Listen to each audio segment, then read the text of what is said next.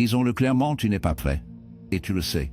Je ne dis pas ça comme une accusation, mais comme une vérité qui te hante silencieusement depuis longtemps. Ce sentiment que tu ressens, ce vide inexplicable, ce malaise qui ne s'en va pas même quand tout semble aller bien, ce n'est pas une anxiété sans fondement, c'est un avertissement.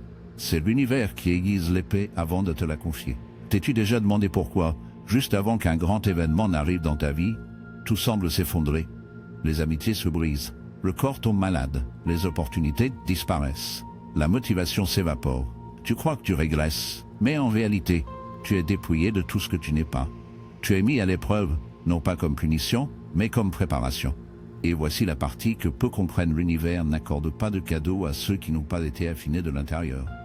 Il ne s'agit ni d'effort, ni de chance. Il s'agit de transformation, une transformation que tu ne peux pas simuler parce qu'il ne suffit pas de demander quelque chose. Il faut devenir quelqu'un capable de le porter. Carl Jung l'a vu avec une lucidité brutale. L'inconscient se lasse d'attendre, et quand il décide qu'il est temps de changer, il ne te demande pas ton avis. Il te jette dans le chaos, car le chaos est le langage avec lequel l'âme se réécrit.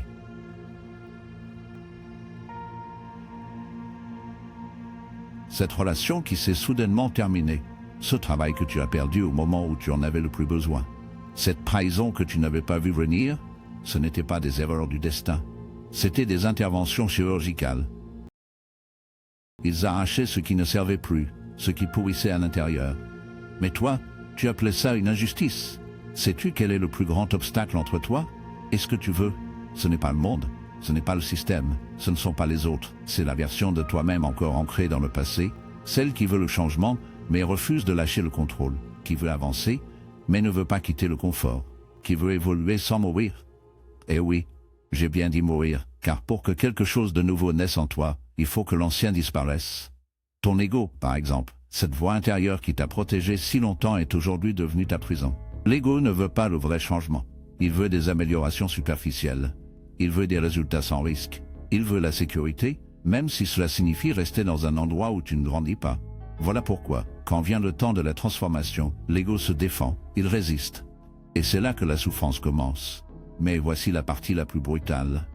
La souffrance n'est pas l'ennemi, c'est le signal, c'est la clé. Ça fait mal parce que tu franchis une frontière. Or, chaque frontière entre l'ancien et le nouveau exige une rupture. Ou pensais-tu pouvoir la franchir sans payer le prix? Ce silence que tu ressens ces derniers temps, ce vide, ce n'est pas de l'abandon. C'est la pause entre l'effondrement et la reconstruction. C'est la terre fertile laissée après l'incendie. Et dans cette terre, ce que tu plantes sera plus fort que jamais, mais seulement si tu choisis de planter en conscience. Parce que ce moment, cet espace entre ce que tu étais et ce que tu deviendras, est le plus sacré. C'est là que tu décides si tu vas être la répétition de ton passé ou le commencement de quelque chose de totalement différent. Regarde à l'intérieur, quel schéma répètes-tu encore? Quelle peur nourris-tu toujours? Quel contrôle refuses-tu d'abandonner? Ce sont les questions que l'univers t'envoie quand il te prépare à quelque chose de grand.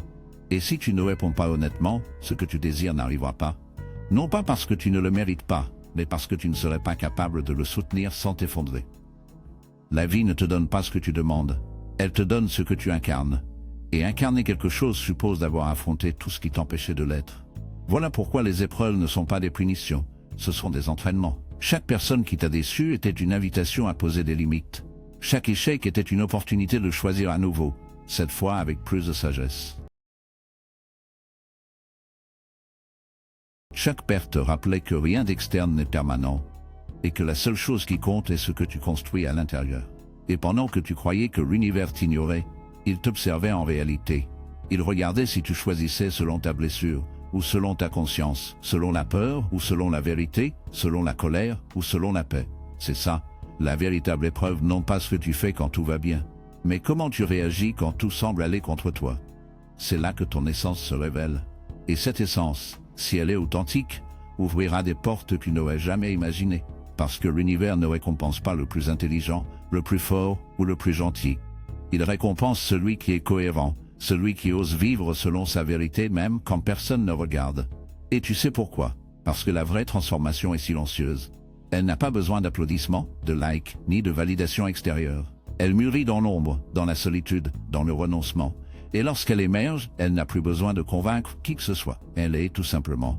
Alors si tu traverses un moment où rien n'a de sens, où tout semble en pause, où le chemin est semé d'obstacles, ne fuis pas, ne t'échappe pas, ne l'interprète pas mal. Regarde plus loin, car il se pourrait bien que tu sois au centre même du changement que tu as demandé, mais que tu n'aies pas encore prouvé être prêt à le recevoir. Et voici le défi: comment réagis-tu lorsque l'univers se tait? Comment avancer quand il n'y a aucun panneau indicateur? Que choisis-tu quand personne n'applaudit? Le monde est rempli de gens qui veulent changer leur vie, mais peu sont prêts à se transformer eux-mêmes. Ils veulent le nouveau chapitre, mais refusent de fermer l'ancien. Ils désirent l'extraordinaire, mais résistent à l'idée d'abandonner le familier. Ce n'est pas comme ça que ça fonctionne. L'alchimie du vrai changement commence quand tu cesses de chercher à l'extérieur ce que tu ne peux bâtir qu'à l'intérieur. Quand tu décides que ta paix intérieure vaut davantage que n'importe quelle récompense extérieure. Quand tu comprends que ce qui t'arrive n'est pas si personnel, c'est universel. Nous passons tous par cette forge. Seuls certains s'enfuient avant d'avoir traversé le feu jusqu'au bout. As-tu le courage de rester à l'intérieur, de laisser l'ego s'effondrer pour qu'émerge quelque chose de plus authentique, de plus profond, de plus toi? Parce que si tu l'as, l'univers le remarquera, et alors tu n'auras plus besoin de courir après le changement. Le changement viendra à toi comme une conséquence inévitable de la personne que tu es devenue. Et ici, à ce point précis, se dévoile le paradoxe final: au moment où tu n'as plus besoin que cela arrive, c'est là que cela arrive. Parce que tu es devenu ce genre d'humain qui ne dépend plus du résultat, mais vibre avec le processus. Et c'est bien cela, mon ami, qu'attendait l'univers depuis le début. À cet instant, le paradoxe final. Quand tu n'as plus besoin que cela arrive, c'est précisément là que cela advient. Parce que tu es devenu ce genre d'humain qui ne dépend pas du résultat, mais vibre avec le processus. Et ça, mon ami, c'est exactement ce que l'univers attendait depuis toujours. Maintenant, tu sais que tu n'es pas puni, tu es préparé. Es-tu prêt à passer le test? Et puisque tu es déjà allé si loin, allons plus profondément dans une question que peu osent même envisager: la différence entre être mis à l'épreuve et être révélé. Car oui, il y a une grande différence entre être bousculé par la vie et passer des épreuves, et découvrir ce que ces épreuves font remonter à la surface chez toi. Quand l'univers te secoue, il ne te transforme pas à l'extérieur. Il rend visible ce que tu étais déjà, mais que tu n'avais pas encore affronté. C'est là que la plupart des gens se perdent.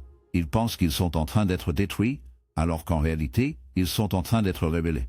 Et ce qui ressort n'est pas toujours beau: l'insécurité, le besoin d'approbation, la dépendance affective, l'arrogance camouflée sous la confiance en soi, la peur déguisée en prudence. Tout cela était déjà en toi.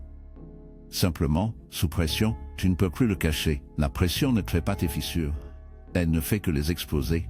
Et une fois qu'elles sont à découvert, tu ne peux plus faire semblant qu'elles n'existent pas. Tu dois soit les affronter, soit avaler l'idée que tout arrive pour une raison, comme si ce n'était qu'une phrase décorative, sans jamais en comprendre le vrai sens. Mais voici venir le retournement de situation le plus subtil, et en même temps, le plus puissant: ce qui t'arrive n'est pas là pour tester ta force, mais pour purifier ta vision. Tu n'as pas besoin d'être plus fort, tu as besoin de voir plus clairement. Vois quelles habitudes tu répètes sans les remettre en question. Quelles idées sur toi-même tu portes depuis l'enfance, quelles histoires tu te racontes pour éviter d'affronter le fait que tu ne peux plus continuer à être celui que tu étais. C'est ici que l'ombre entre en jeu, cette partie de toi que tu as appris à cacher pour être accepté, ce que tu as réprimé pour pouvoir être aimé, ce que tu as fait taire pour t'intégrer. Jung a dit qu'on ne s'illumine pas en imaginant des figures de lumière, mais en rendant sa propre obscurité consciente. C'est ça, le processus. Les épreuves sont les lanternes qui t'obligent à regarder là où tu as toujours évité de le faire. Tu sais pourquoi tant de gens ne changent pas, même lorsque leur vie leur crie de le faire? Parce qu'ils préfèrent rester brisés dans le familier plutôt que guéris dans l'inconnu. L'ego s'accroche à la blessure parce qu'au moins, elle est prévisible. Mais la vraie transformation ne se passe pas dans le connu. Elle se passe dans l'année bissextile.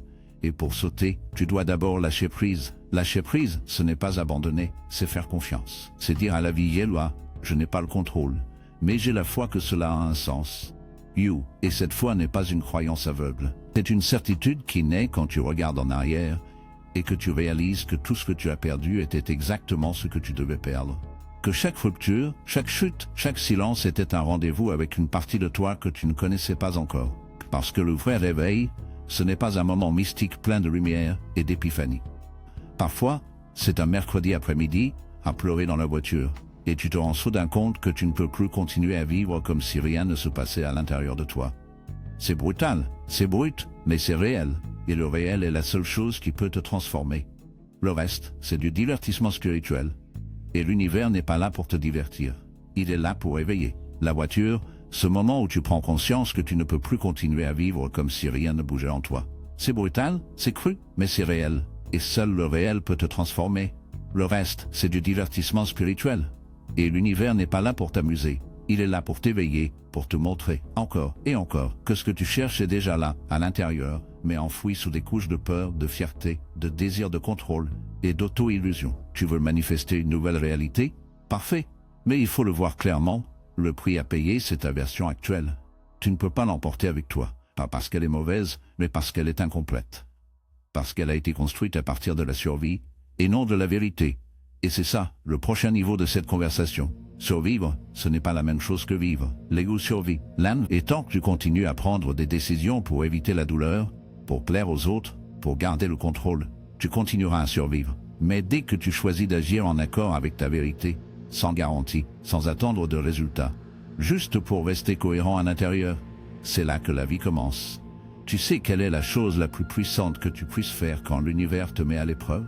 Ce n'est pas résister, ce n'est pas endurer, c'est écouter.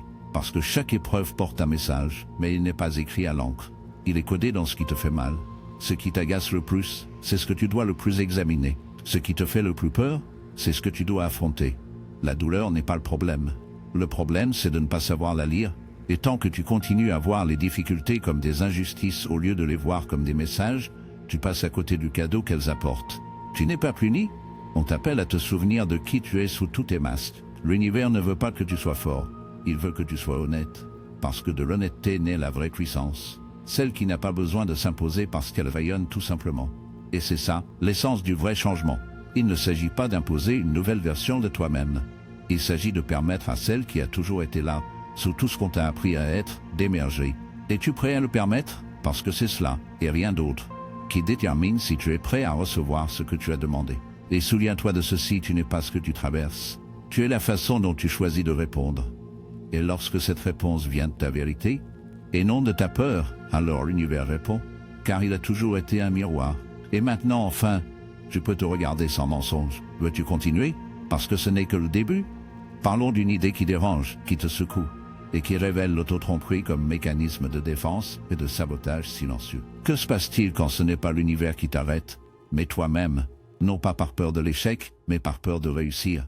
Parce que, même si cela semble contradictoire, il y a une partie de toi qui ne craint pas de tomber, mais de briller, parce que briller implique de la responsabilité.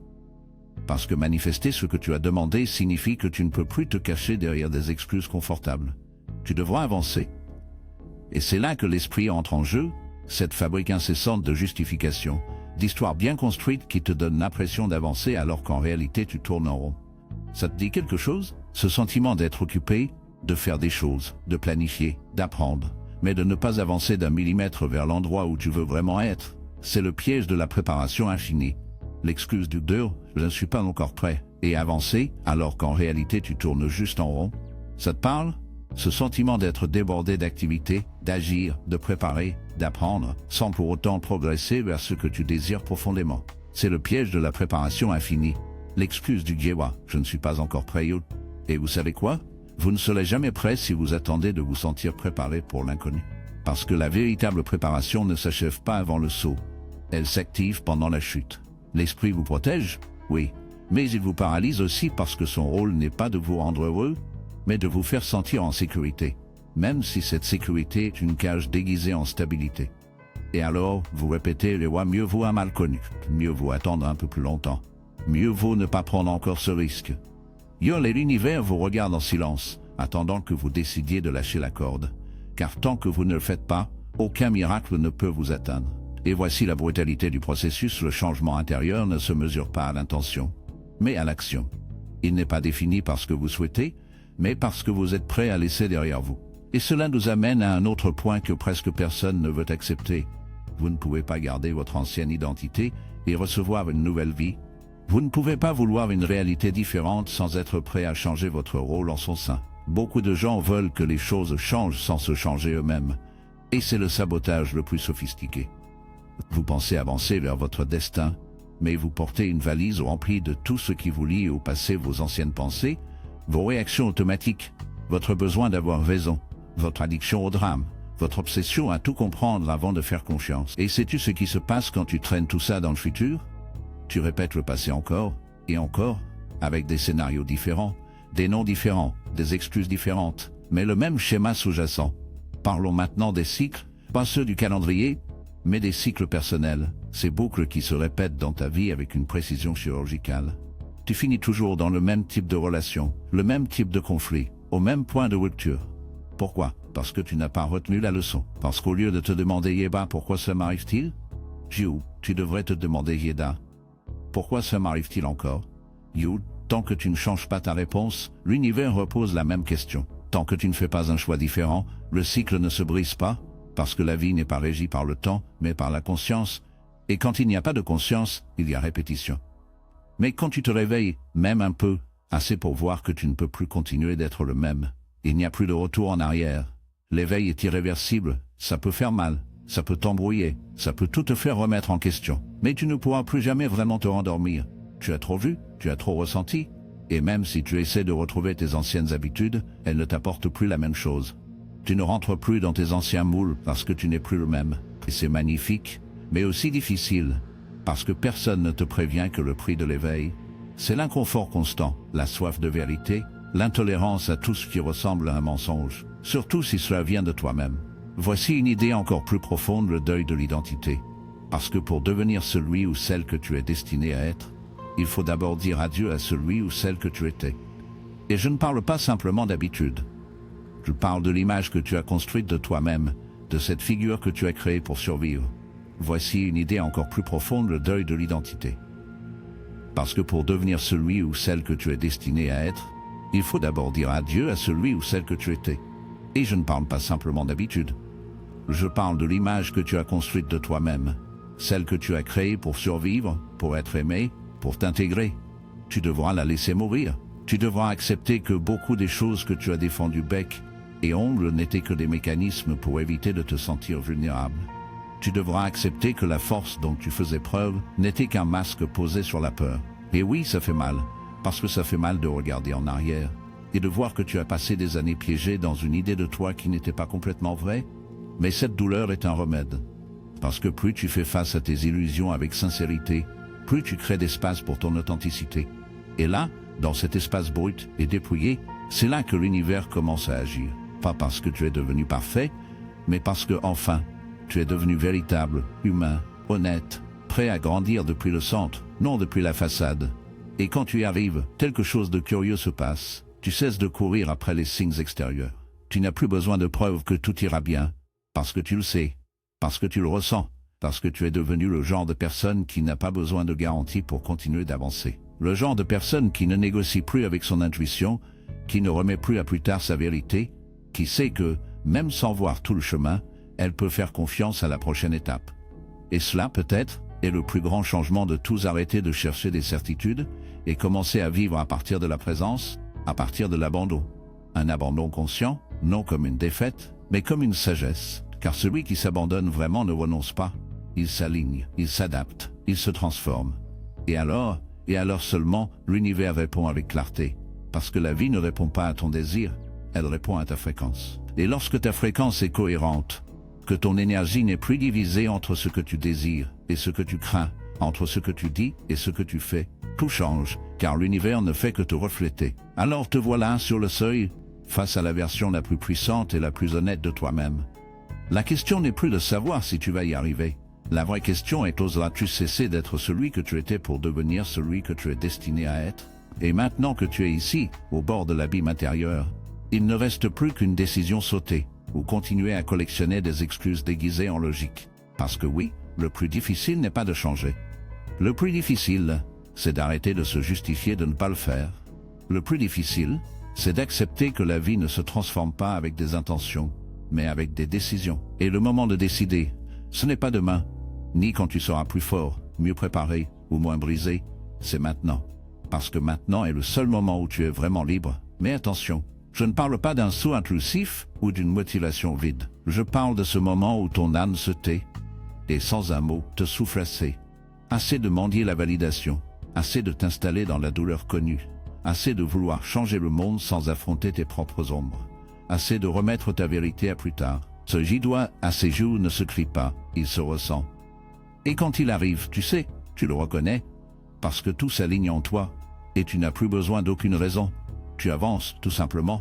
Et c'est justement à ce pas-là que ce que tu ne pouvais pas voir avant apparaît. La clarté arrive, les ombres, assez de remettre ta vérité à plus tard. Ce Diewa à ses jours ne se crie pas, il se ressent. Et quand il arrive, tu sais, tu le reconnais, parce que tout s'aligne en toi, et tu n'as plus besoin d'aucune raison. Tu avances, tout simplement. Et c'est à ce pas précis que ce qui t'était invisible apparaît. La clarté vient après la décision, pas avant. Alors, arrête d'attendre le signe. Le signe, c'est toi. Lorsque vous décidez de ne pas regarder en arrière, lorsque vous choisissez de répondre à l'univers non pas par une supplication, mais par un engagement, parce qu'en fin de compte, l'univers n'écoute pas vos paroles, il observe vos gestes. Et voici la conclusion que personne n'attend ce que vous désirez existe déjà. Cela se passe déjà dans une ligne temporelle où vous avez choisi différemment, où vous n'êtes pas retombé dans les mêmes schémas, où vous avez cessé d'attendre la permission, où vous n'avez pas négocié votre essence. Cette version de vous est vivante en ce moment même. La voulez-vous? Alors agissez comme elle, respirez comme elle, pensez comme elle, décidez comme elle. Parce que le secret n'est pas de forcer l'avenir. C'est de devenir quelqu'un qui le rend inévitable. Alors faites-le. Pas sous la pression, pas par peur, pas pour prouver quoi que ce soit à qui que ce soit. Faites-le pour cette part de vous qui sait que vous n'êtes pas venu ici pour survivre. Vous êtes venu ici pour brûler de l'intérieur jusqu'à ce que vous soyez consumé par l'authenticité. Cette part qui n'a pas besoin d'approbation pour exister. Cette part qui est déjà éveillée et qui attend simplement que vous vous leviez. Et maintenant, je vous lance un défi. Si vous êtes arrivé jusqu'ici, si quelque chose en vous a résonné avec tout cela, je veux que vous le scelliez par une phrase. Descends dans les commentaires et écris « Je suis prêt à devenir celui que j'ai toujours été ». Gueule pas parce que tu dois prouver quoi que ce soit, mais pour te rappeler dans ta propre voix que le changement a déjà commencé, que tu avances déjà. Et si cette vidéo t'a transpercé, si elle t'a poussé à remettre en question ne serait-ce qu'une seule certitude, abonne-toi. Pas pour suivre quelqu'un, mais pour continuer à plonger plus profondément en toi-même. On n'est pas ici pour divertir l'ego, on est ici pour le dissoudre. Et maintenant je te dis au revoir, mais pas n'importe lequel. Je te quitte avec un avertissement qui marque. La prochaine fois que tu as l'impression que tout s'effondre, ne fuis pas, observe, respire, réfléchis, car ce n'est peut-être pas ta fin, mais le tout début de ta vraie histoire. On se retrouve de l'autre côté, celui où tu ne fais plus semblant, où tu ne fuis plus, et où tu n'attends plus, tu es simplement, tu vis simplement, tu vis simplement, tu vis simplement. D'ici là, l'univers prend déjà note.